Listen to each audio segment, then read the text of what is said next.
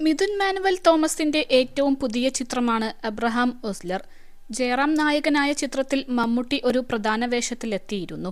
ഓസ്ലറിൽ മമ്മൂട്ടിയുടെ ചെറുപ്പകാലം അഭിനയിച്ചിരുന്നത് ആദം സാബിക് എന്ന പുതുമുഖ താരമായിരുന്നു.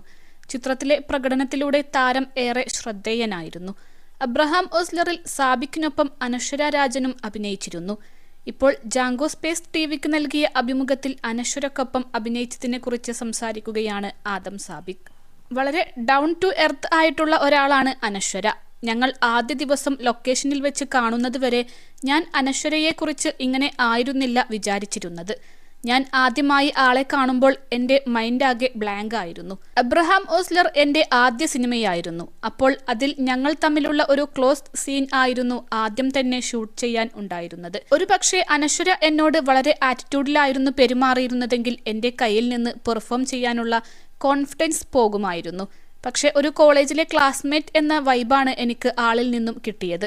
ഞങ്ങൾ ആദ്യമായി കണ്ടതും ഹായ് ബഡി എന്ന് പറഞ്ഞാണ് അനശ്വര എൻ്റെ അടുത്തേക്ക് വന്നത്. +2 ഡിഗ്രി കഴിഞ്ഞവർക്ക് വേൾഡ്സ് ഫസ്റ്റ് AR/VR ക്ലാസ് റൂമിലൂടെ സ്മാർട്ട് ഫോൺ എഞ്ചിനീയർ ആവാം. കൂടുതൽ അറിയാൻ വിളിക്കൂ ബ്രിഡ്കോ ആൻഡ് ബ്രിഡ്കോ. എന്നെ മുൻപ് കണ്ട പരിചയം പോലും ആൾക്ക് ഇല്ലായിരുന്നു. ആദ്യം തന്നെ മീറ്റ് ചെയ്യുമ്പോൾ അനശ്വര അത്രയും ക്ലോസ് ആയിരുന്നു. പിന്നെ അനശ്വര പ്രൂവ് ചെയ്ത ഒരു താരമാണ്. പക്ഷേ എന്നെ ഒരുപാട് സപ്പോർട്ട് ചെയ്തിട്ടുണ്ട്. ഷൂട്ടിംഗ് സമയത്താണെങ്കിൽ പോലും നന്നായി സപ്പോർട്ട് ചെയ്തു. ഞാൻ ന്യൂ കമർ ആയതുകൊണ്ട് എനിക്ക് സിനിമയിൽ എക്സ്പീരിയൻസ് ഒന്നുമില്ല.